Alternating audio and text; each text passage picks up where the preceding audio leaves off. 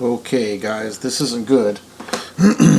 This may be the kickoff to the Ezekiel 38 war. Not this one. In rebuke to Trump and Netanyahu, U.S. House passes resolution supporting two states. You need to know who's behind this. Measure that condemns any West Bank annexation passes mostly on partisan lines and comes after two leaders discuss prospects of extending Israeli sovereignty over the Jordan Valley. Whoops. Okay, let's dig into this story just a little bit here. U.S. House lawmakers issued a strong rebuke to Prime Minister Benjamin Netanyahu and U.S. President Donald Trump on Friday, passing a resolution opposing Israeli annexation of parts of the West Bank and supporting a two-state solution.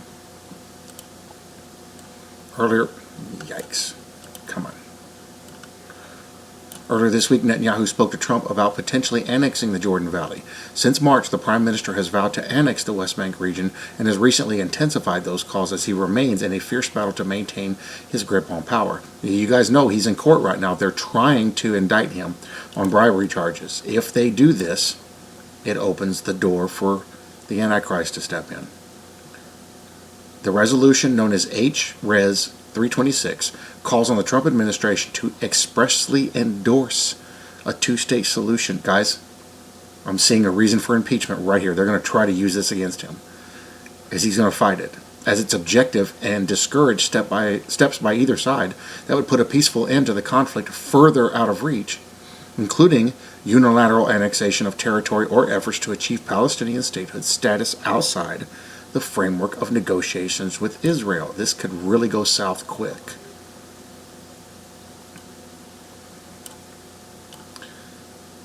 It passed Friday, mostly on partisan lines, with the overwhelming support of the House Democrats and some Republicans.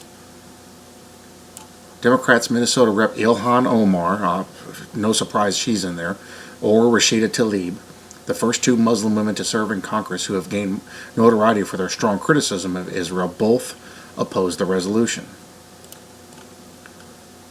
We must take bolder actions to ensure that human rights are upheld in Israel and that Palestinians and black Israelis are treated with the equality every human being deserves, said Tlaib, who is Palestinian American, on the House floor. This is not good. This is not good. Resolution not only endorses an unrealistic, unattainable solution, one that Israel has made impossible, but also one that legitimizes inequality, ethnic discrimination, and inhumane conditions. No, it does not. Israel's going out of their way to help the Palestinians, and they keep telling them no. It's not the way they're making it out to be at all. Omar said she couldn't support the resolution after amendments were made to withdraw the word occupation from the text and add in language committed to ironclad support for $38 billion in military aid to Israel. Assistance that was agreed upon in a memorandum of understanding reached during the Obama administration. We are told to swallow these changes in the name of pragmatism, she tweeted, but there is nothing pragmatic about a vote that makes peace unachievable. Okay, well, stop making war with them. Okay, so this is going to go south real fast. This is actually kind of the hammer we've been waiting to see drop. Is a two-state solution. Well, since they voted on it, we'll see how fast they push it through. Right now, they're trying to push forward to impeach Trump. And you can see over here onto the left, 3 of the Trump impeachment witness lawyers were Jewish, and it matters. We're going to dip into that one here in just a second. I'm going to finish covering this.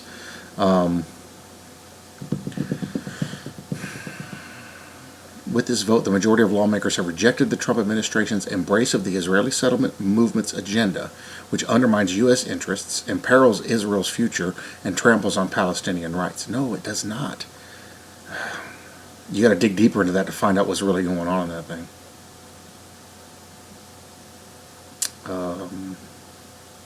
Nancy Pelosi is for it.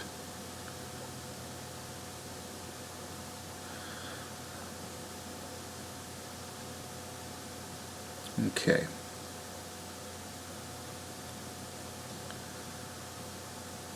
Well,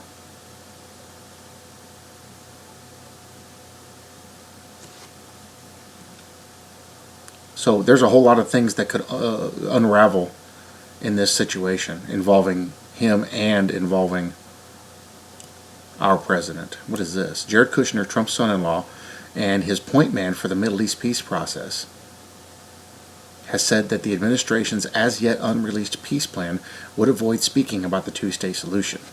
Now that's been up in the air. They've been talking about adding it, taking out, adding it, taking it out. I don't think it's going to have a part of it, but they could change that literally with the stroke of a pen. I realize that means different things to different people. He said earlier this year, if you say two states to the Israeli, it means one thing, and if you say two states to the Palestinians, it means another thing. So he said, let's just not say it. Let's just work on the details of what this means. So they could actually have a two-state solution in there. They're just not naming it a two-state solution. All right, guys. Well, that's not good. That is not good at all. This actually is not a very good time for this to unfold. Okay, so we know that the impeachment is going to be tied to this. That's obvious.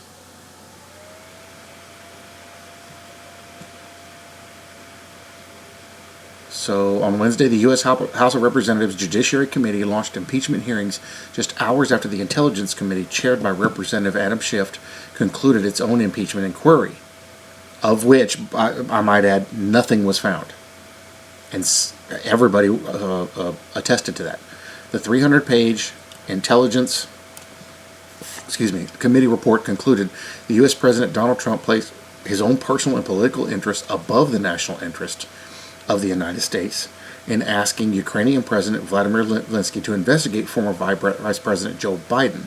They have found proof that there was something going on there, calling it the act of a president who viewed himself as unaccountable and determined to use his vast official powers to secure his re-election. Well, what about when Obama did everything on his own and said, I'm the president?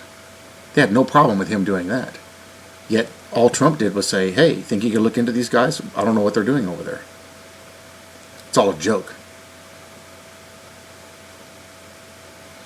So they're still trying to find articles of impeachment, but it doesn't matter. Okay, all three witnesses are Jewish. Noah Feldman of Harvard, Pamela Karlan of Stanford, and Michael Gerhardt of the University of North Carolina.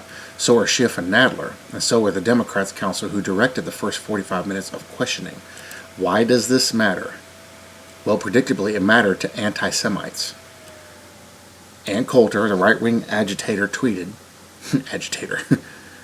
too little ethnic diversity among the professors for me to take them seriously. Considered her past flirtations with anti-Semitism, one could conclude that she wasn't faulting the professors for just being white. I've never really realized Ann Coulter went that way.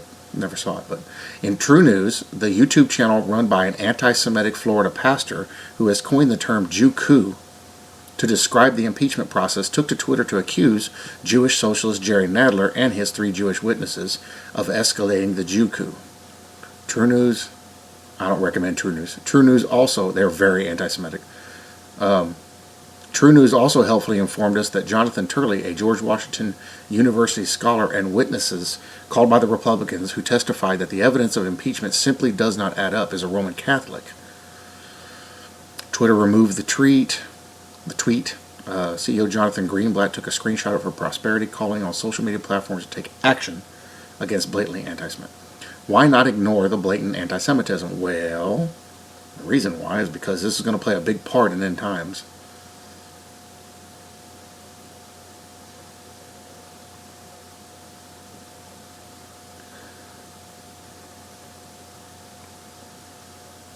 Yeah, we figured Soros would be involved in that. Okay, guys, well, that's just something I wanted to jump on here and throw out real quick. This is not good. It's not going to end well for us or them. And this is perfect because this is a great way for them to do one swoop and get all the birds in one time. They can impeach Trump on this, especially depending on how he reacts, indict Netanyahu, and push forward to get the new government. And we already see the new economy and the new world religion and the new governments forming. So if that's the case, then this is just another move towards that. It's incredible to be able to see this stuff going on right in front of us in our world. Wow. Anyway, guys, keep watching. Things are moving. These might start moving really quick. In fact, it looks like they already are. See you guys in the next video.